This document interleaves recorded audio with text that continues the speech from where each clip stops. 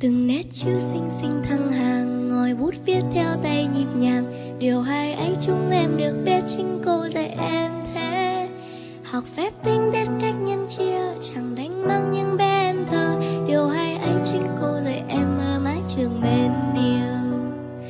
Bong binh bong hồi chuông ngân vang khắp nơi, trong khúc ca đầy tình yêu thương sáng ngời. Bong binh bong cờ bay giữa tiếng chuông ngân, hãy cất cao lên lá cờ hòa bình. Thế giới quanh em bừng sáng lên mỗi sân bình minh, bàn tay em